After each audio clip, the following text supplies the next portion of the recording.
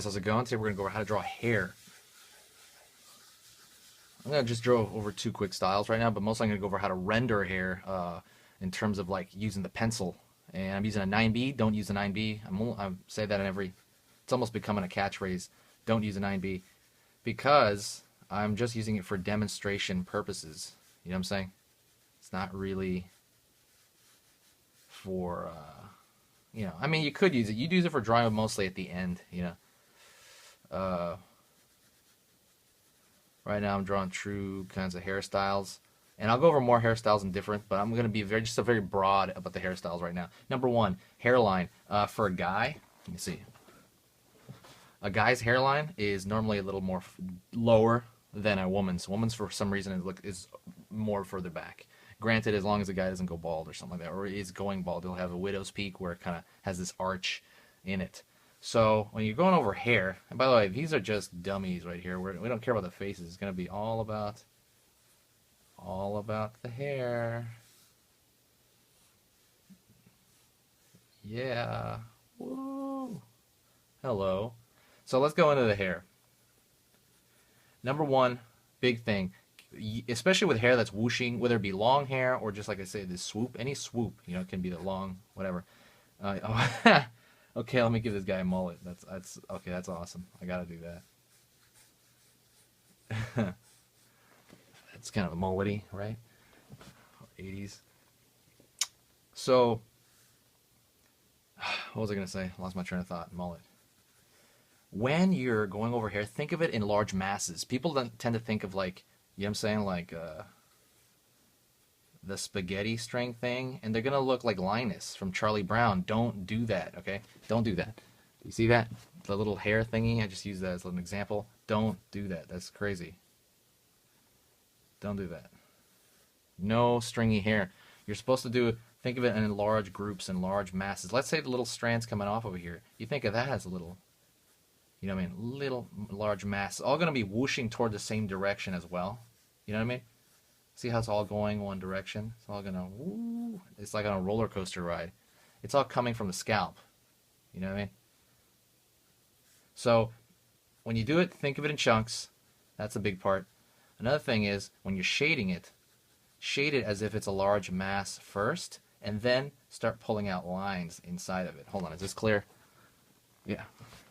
So, shade it as if, like, let's say there's a shadow right there. That whole section's under shadow. And start pulling out lines there. That's where you start doing the stringiness, maybe out of larger shapes. And they're all supposed to be directional. Remember what direction they're going. Try to make it random as you can.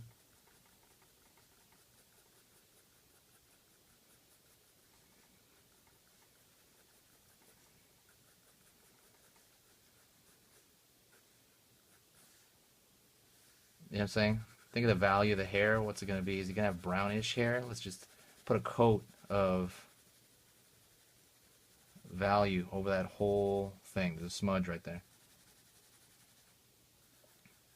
One of the things I learned and saw when I first started drawing, I don't know if you're new or not, but I guess it's only going to apply to new people, or maybe if you're novice, it'll apply to when you were new, was the attention to detail people, you know, take care. I used to think like, oh, I see this little funky thing out there, and then for the first time ever when I was around other artists, they saw it also. You know what I'm saying? They saw little weird stuff that I thought only I could see. You know what I mean? Attention to detail.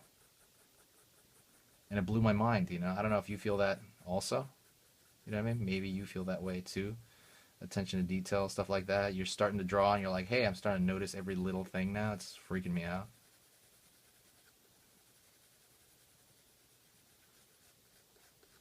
So you got to think of it as one large shape. And you can pull it out, highlights with your eraser. I'm using a kneaded eraser here. You know what I mean? When you talk about a highlight, you think of that highlight as one solid thing too. See? The highlight's one solid. And then start pulling and shaping that highlight.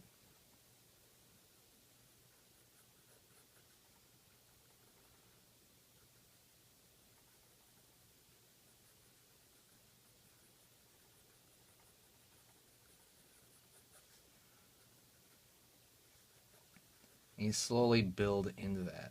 Let me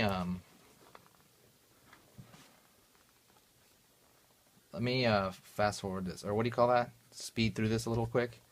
a little bit, and then I'll get back to you.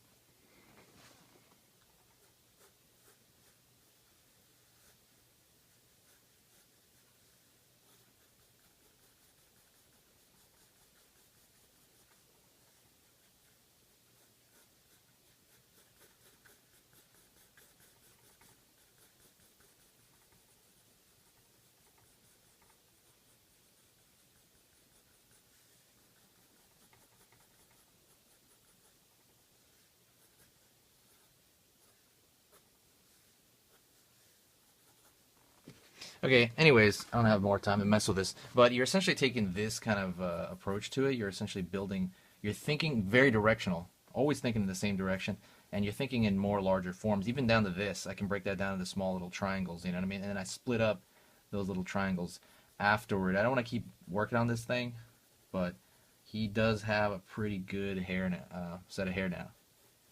He's got a lustful set of hair, a little friend. I want to name him. Let me see. His name will be Henry. Henry. Oh, snap. You can't see that. There you go. Henry. Woo. Say hi to Henry. Anyways, Henry. Yeah, I don't want to work anymore on this, but you get the idea, right? Think directional, thing like so. Another thing, let me go to this one. The only point I want to make on this particular one is the way the hairline curls, turns. You know what I mean? People's hairline tends not to be just like round. Sometimes it is. Some females it is, but especially for guys, usually they have like a sideburn. It pulls in a little bit. You have some hair over here coming out. You know what I mean? And then it goes up to the main portion of it over here, where it's really stuck to the scalp. And then same thing over here. So it does have kind of a shape to it. It goes in the sideburn over here. If he has sideburns, those are giant sideburns, sorry. Those are giant. Now it has Lego hair. But anyways, I just wanted to make that point really quick about... Looks like we're wearing a helmet. Dang. Let's give him some ears. Anywho, but I just wanted to make that point really quick about the hairline. It's not just a straight shot. You know what I'm saying? It is, there is a shape to it. It is kind of like this shape. To most people's hairlines, right? Hairlines are going to change. Like I said, you could have that Vegeta hairline that some guys have when they're going bald. You know what I mean? Looks like the McDonald's M. So, study people's hair. What I would do is I would do what I'm doing right here. I would draw a page of circles. Like, I mean circles. And give them all different hairdos. And just practice that. Practice hair, hair, hair, hair, hair. If that's a sticking point with you. And it was always a sticking point with me. You know what I mean? When I was, coming up. So, I recommend that exercise. That's your homework. Do at least 10 heads, right? Like tomorrow or today or right now. And then give them 10 different hairstyles and try to see how much, hair you can give them. This guy will be name him Bill. Anyways, guys, thanks a lot. I'll see you next time, and I really do appreciate you guys watching. And please, like I said, I don't know if I said this already, but like the video if you learned anything, and subscribe to my channel. I'm trying to grow this channel. And all right, I'll talk to you guys later. See ya.